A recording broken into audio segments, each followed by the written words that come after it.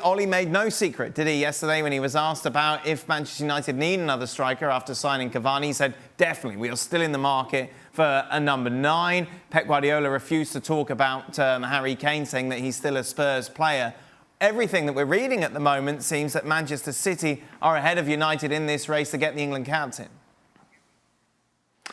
Yes, that's right, because we also know that last summer, just a year ago, Charlie Kane, who is Harry's agent now, his own brother, was already in touch with Manchester City, has already spoken to people at the club over there. So it's not just new. This has been going on for quite a while, the interest from Manchester City for Harry Kane. And of course, like the boys have said, it's completely normal and completely logic.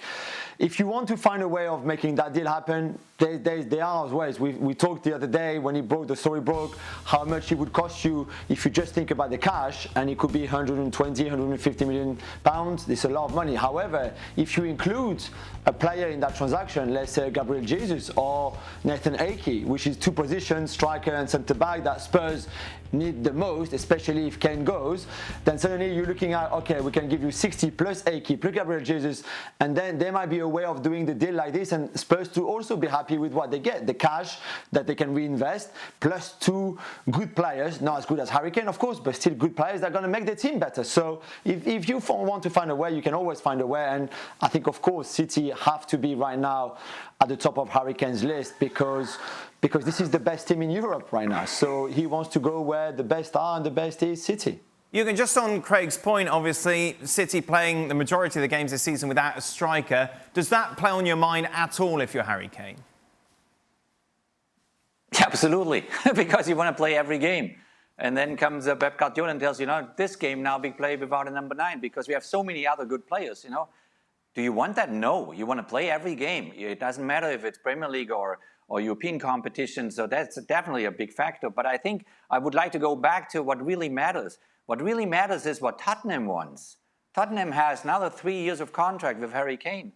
So Tottenham needs to think about it in person. It's Joe Louis and obviously Daniel Levy need to figure out, can we afford to let him go? I mean, obviously he brings us a whole bunch of cash in, but, we have a credibility problem with our fans.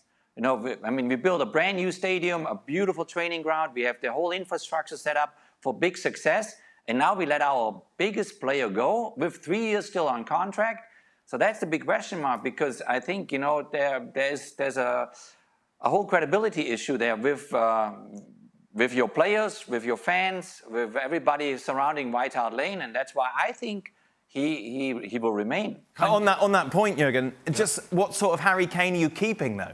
Are you keeping a Harry Kane who is moody, who's not putting in the sort of performances that you expect? At what stage do you cash in your chips and say, right, OK, we need to turn the page here, because otherwise his value is obviously going to go down during those 3 years, and he's not going to give us the same productivity that maybe some other players would if they came in fresh?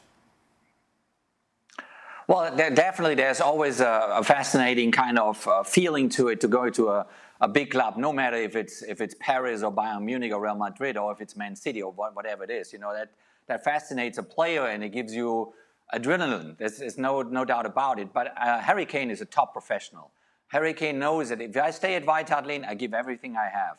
He's done that all the time, and he would do that also if he remains there. The question is, how can you make it as attractive as possible to Harry Kane to stay at White Hart Lane, to give him a picture there of Tottenham going forward, obviously fighting for the top 4 right away for next season, and obviously going for the usual cups like an FA Cup. Now Europe is obviously this big disappointment. There's no doubt about it. But you got to kind of make it as attractive as possible to Harry to stay on.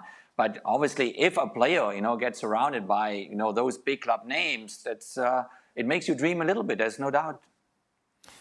Well, yeah. I mean, I would imagine, having watched him for the time that we've watched him, that his professionalism would not change. But it is difficult if you don't get the move that you so much want, subconsciously to come back in pre-season and be the same guy. Particularly as we don't know who's going to be the manager, or we don't know who's going to be coming in or out at Tottenham. But the one thing I would say here, we look at the clubs that are in the clubs that could have him in England that are in desperation, who really need to sign him, is Manchester United. Manchester United have been playing not second fiddle, but third fiddle at least at best for quite a bit of time now. Yes, they've won the Europa League, and yes, they're back in the final again, but they're not sitting at the big table. They're going to finish second this year, but others have faltered. They've been nowhere near the title race for 4 or 5 months now. This is a club that has always gone out and prided itself in signing the best players and going out there and usurping the other clubs. They cannot afford, in my opinion, to sit back and watch City and Liverpool strengthen again, to go for another. Because Liverpool will be back next year, make no bones about it. They've played all year without any centre-backs. They've had injuries galore. They will be back, and City are not going away. So Manchester United, if it's not Harry Kane, but it has to be others, they need to go out and they need to make a statement. They've got a decent squad, but they've already shown they don't have a squad good enough to win this Premier League unless the 2 other clubs I've talked about implode. Now, one of them did this year, but the other didn't. You cannot rely on the others imploding. You've got to go out and do the business for yourself. In that respect, United are the club that are most desperate to get a player of Kane's ability in the door. Let's see whether they have the ability to pull that off. Well, thank you very much for watching ESPN on YouTube. For more sports highlights and analysis, be sure to download the ESPN app. And for live streaming, premium content, and let's not forget as well, ESPN FC 7 days a week. Subscribe to ESPN+.